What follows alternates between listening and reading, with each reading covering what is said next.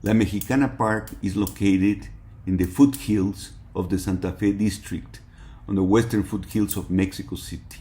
Mexico City is a megalopolis of about 21 million inhabitants with a notable lack of open spaces.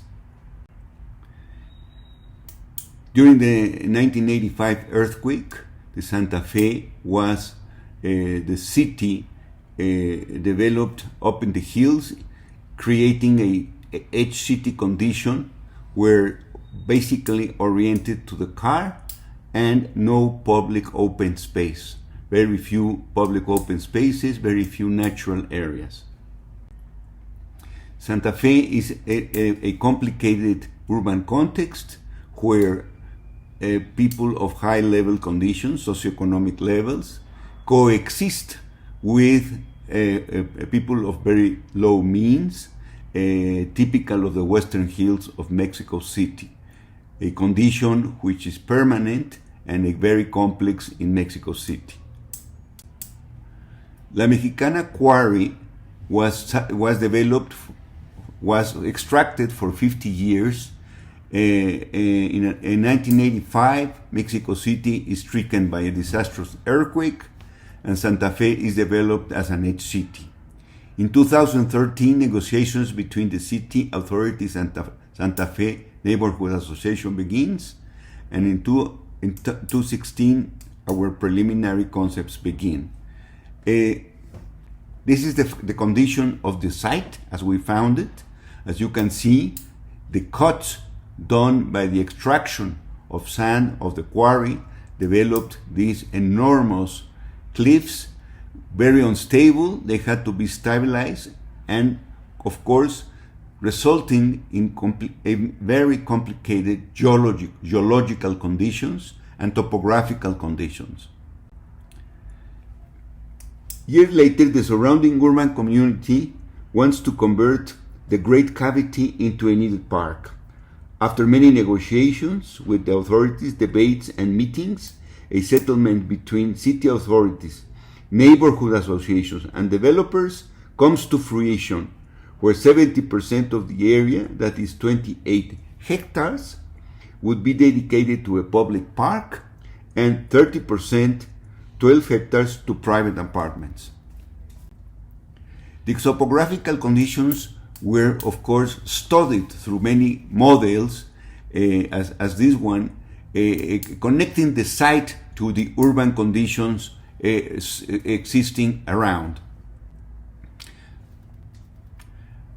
Of this resulted basically the master plan done through a series of conditions. First, you can see that the gray areas are the developable sites, and the rest is a series of gardens, a series of axes, a series of topographical conditions of where gardens go down or up from the main pedestrian axis.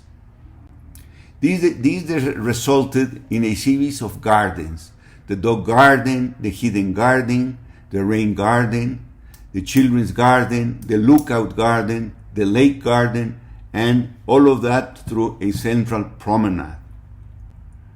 Basically, all of the activities were dictated by the community, by the associations, by the authorities, and we worked together in various workshops in order to establish basically a run and bike path, a skate park, activities for children, for families, for picnic, a major amphitheater, a cultural plaza, a gourmet terrace, and creating a sports area on the south side. Again, studies were done between models, several models were constructed between the development sites and the connection bridge to existing streets. This is the main entrance from the north axis through a promenade which connects the city to the park and the park to the city.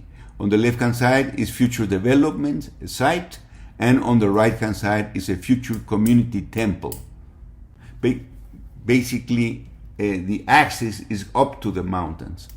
There is a water axis that runs through the site, through the park, with a series of rain gardens and capturing water and developed into a rain garden, capturing all the water from the park and from the streets into a major storm tank,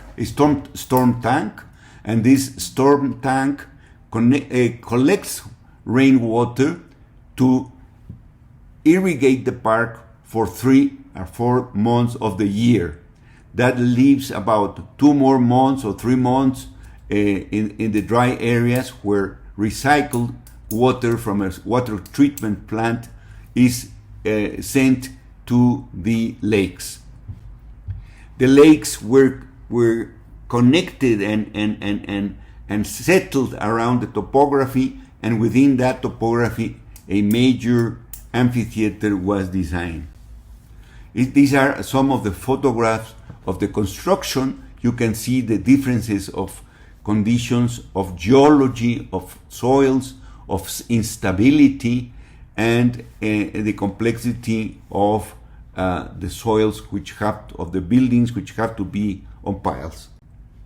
The main entrance of the park is completely open without any walls or any conditions. You can enter the park anytime, day or night. There's a rain garden, the dog garden. This is the main entrance with all the conditions of movement through the park: pedestrian, running, bicycle, etc. As you develop the park from the north entrance to the south, you see the rain garden, some of the cafeterias, some of the services, the playground garden, natural garden, and then you finally you get into the middle of the park to the gourmet plaza and the main plaza.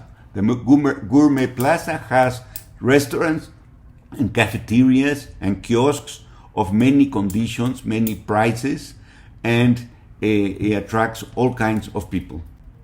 Children can play here in the central plaza.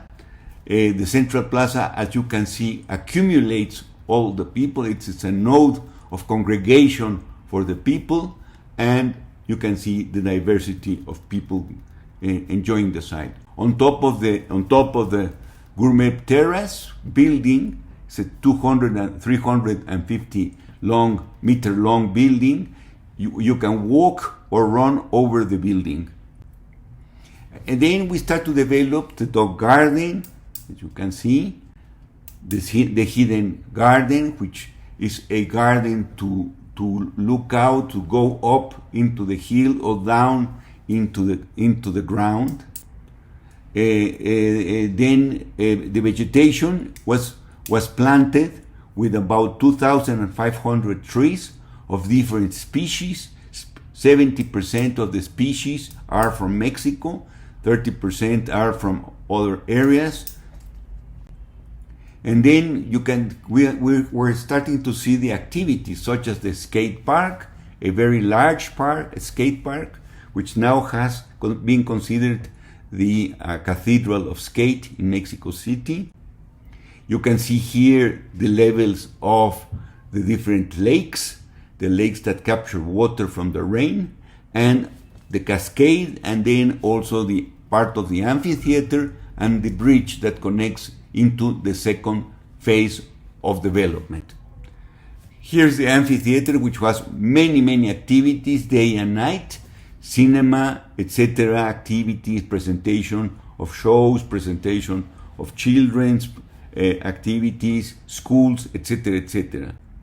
Very much dedicated to families, and all of the children's playgrounds are related to the design.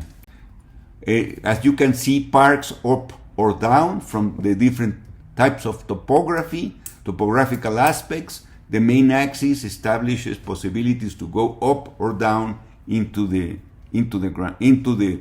different gardens. Here's the north area. As you can see, the rain garden, the running path, the north axis, the hidden garden, and at the end, the basically the promenade entrance garden.